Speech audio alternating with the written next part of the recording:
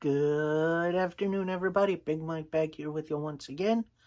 And today I'm going to give you my thoughts and reactions to last night's pretty darn good show, Victory Road from Impact Wrestling. So grab yourself something to drink, maybe a little snack, and let's do this. Now, there were two pre-show matches that I didn't miss. I'm sorry about that, but first match, we had Ace Austin, Chris Bay, and Juice Robinson of New Japan Pro Wrestling. That's right, Bullet Club coming together, taking on a couple of young boys. It's Jack Price, Jason Hollick, and Shotgun. Shogun? Shogun. Like I said, I didn't watch it. I can't give it a rating. So, that's my piece on that. The other pre-show match, I'm surprised this was on the pre-show, because this could have been a main show thing. Tasha Steele beat Killer Kelly, which I am very surprised by. Although I did catch the tail end with Killer Kelly beating up some officials, including Tommy Dreamer, which, it's going to be an interesting storyline going forward, that's for sure. So, first matchup on the main card, and boy, oh boy, was it a doozy. It was a hell of an opening match. X Division title on the line as Speedball Mike Bailey defends against Ring of Honor mainstay Delirious. And boy, oh boy, did these two bring it to one another. And you know what? I forgot to say, Delirious barefoot? Mike Bailey also wrestles barefoot, so it kind of makes sense. The chemistry between the two was friggin' awesome. Very little high flying from these two, which I'm actually okay with. Like there was some. I think there was a suicide dive by Delirious on Bailey on the ramp, which was freaking cool. Actually, I think Delirious hit the Ultima Weapon at one point on Bailey, which was, I didn't see that coming. Almost a win. Bailey then hits his spitting kick in the corner, which I think looks a little silly, but I digress. Ultima Weapon, 1, 2, 3, winner. And still X Division champion, Speedball Mike Bailey. I'm going to give this match a big old thumbs up. It was a heck of an opener. And, Speedball has a heck of a challenge going for, Bound for Glory. We'll get into it. So, next match, we got a tag team match, playa, as the Motor City Machine Guns, get a warm-up for their, Bound for Glory title match against PCO and Vincent. Like, that's an odd couple tag team, but I think it worked. Like, at one point we had Vincent accidentally hitting PCO, and then vice versa. Vincent with a hell of a springboard onto the guns. And Motor City Machine Guns, even though they're probably in their 50s by now, maybe 40s, they're still so dang smooth. Like, I could watch a Motor City Machine Guns match every day of my life and not get bored. No Skull and Bones finish, which I'm very surprised by. But it was more of a Uranagi kind of thing. It was weird. 1, 2, 3, winners, Motor City Machine Guns. Again, gonna give it a thumbs up. It was a heck of an exciting bout. And looks like more fuel to the fire for PCO to leave Honor No More. So, we'll see about that. Next match, it's Mickie James putting her career on the line against Giselle Shaw. And, boy, oh boy, did they make me think Mickie James was going to lose this match. I think At one point, Giselle hit the McDDT, which I thought that was going to be the finish. Mickie James with a huge cross body block, which was awesome. Please don't die, Mickie. I love you so much. As a wrestler. Don't come at me, Nicolas. I'm not trying to steal your girl. Promise. Mickie with a big old Mick kick. 1, 2, 3. Winner, still going on in her career in Impact, Mickie James. This match kind of slowed the show down a little bit, but I did still really enjoy it. So I'm going to give it like a thumbs right here. Shaw still has some work to do, but I do believe that she's going to get better.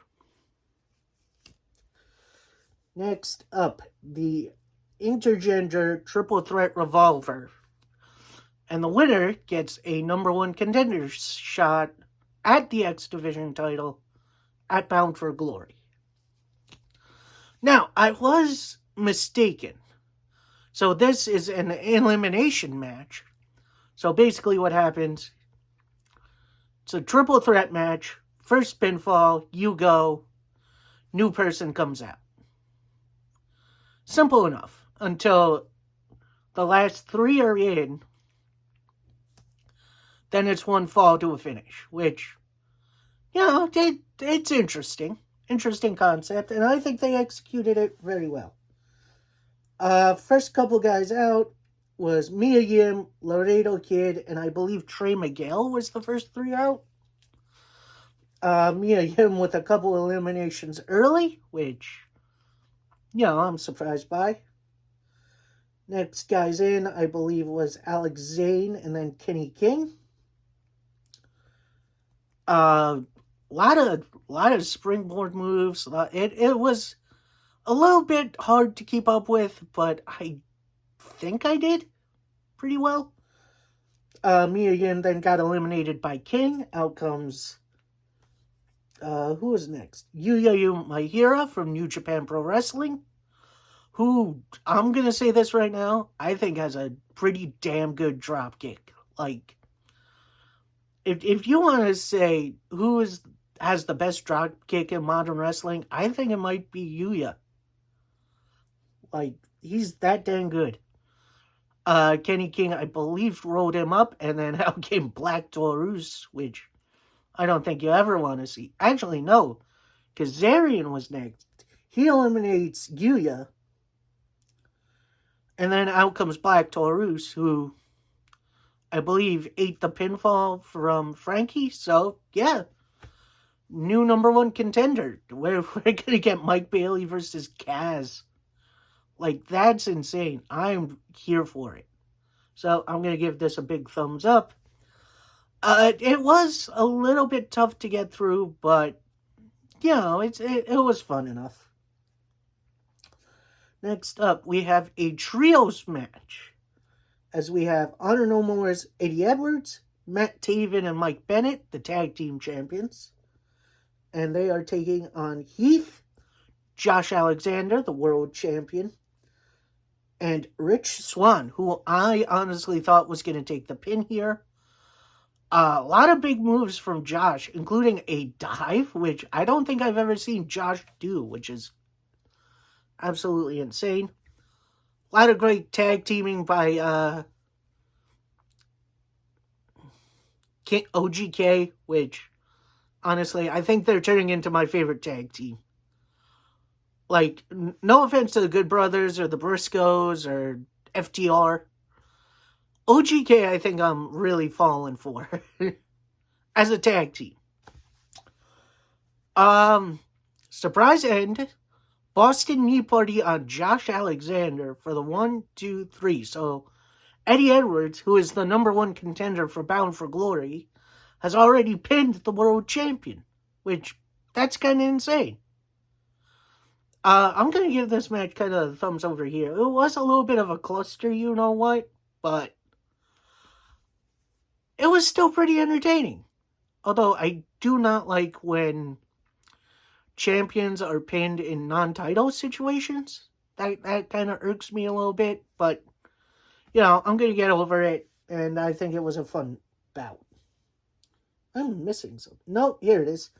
Next up, we have a little bit of Pick Your Poison as Jordynne Grace takes on the non-binary nightmare themselves, Max the Impaler. And boy, oh boy, was this a big old hoss fight. I loved every single second of it. The chemistry between these two was absolutely awesome. A couple of attempts at the Grace Driver, which was blocked by Max, considering they are, you know, pretty big.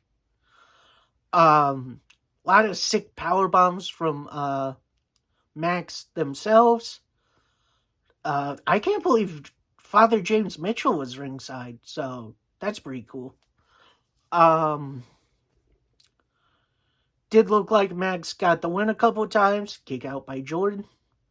And then finally, Jordan gets Max up into the Grace Driver for the 1, 2, 3. I'm going to give this match 2 thumbs up. It was a great old hoss fight. And I'm going to say it is an absolute must watch. Oh, and I also kind of forgot something. I believe it was post Mickie James, Giselle Shaw. Out comes a pretty dang big surprise. Former AEW tag team member, former Undisputed Elite member, Bobby Fish shows up. Like, from out of nowhere. I didn't even see him coming. Like, I honestly, like a lot of us, thought he was going to WWE, but here he is. And his first match in Impact probably is going to be Shira. That's a little weird, but, you know, okay. I'm excited to see where this goes. And heck, maybe down the line we could see Josh versus Bobby Fish. Like, I am here for that. Anyway, main event time. And it's Barbed Wire Massacre. And it's a triple threat. So, basically, I got this one wrong, too. The ropes weren't replaced by barbed wire. They were wrapped in barbed wire, which I don't know what's worse.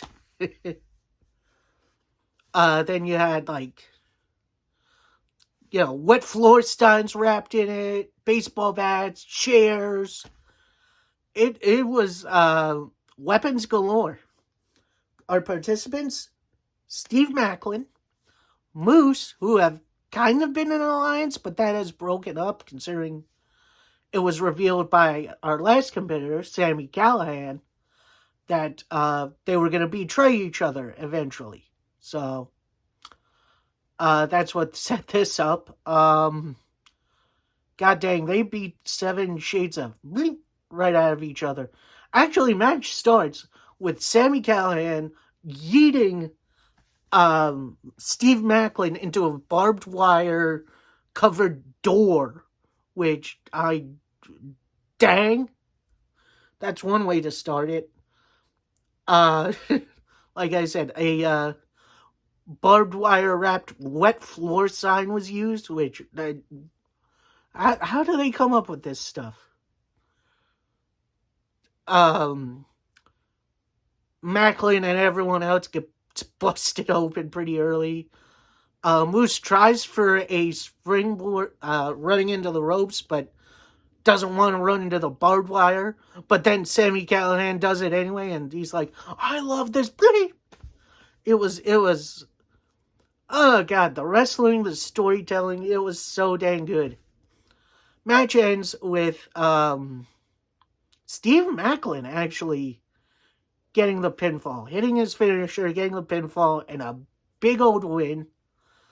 And I can't believe I called that. Like, I honestly thought up here, you know, Sami Callihan was going to get that win. But for whatever reason in here, I thought Maclin was going to get the win. And he did, which was, I was super surprised by.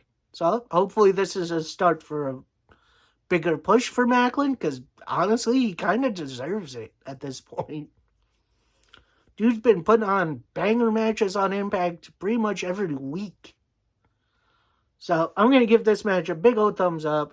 If you like destruction and weapons, if you're an old school ECW fan, you're going to love this match. Alright, that is it from me. I hope you guys enjoyed. Please like, comment, subscribe for more. The next couple pay-per-views are going to be a little interesting because I'm going out of town at least for a day or so. So next one, I believe on October 7th, is going to be Extreme Rules, which I'm actually kind of hyped for that one. And then October 8th is Bound for Glory, which is kind of going to be in my area, which that's super cool. Like I said, I'm going to be out of town, so I might not be able to watch it the day of. But I think I could get it in the day after. I'm still going to do predictions. I'm going to still give you my recaps. And I hope you enjoy it. So, yeah, I'll see you then. I hope you have a good one. Peace.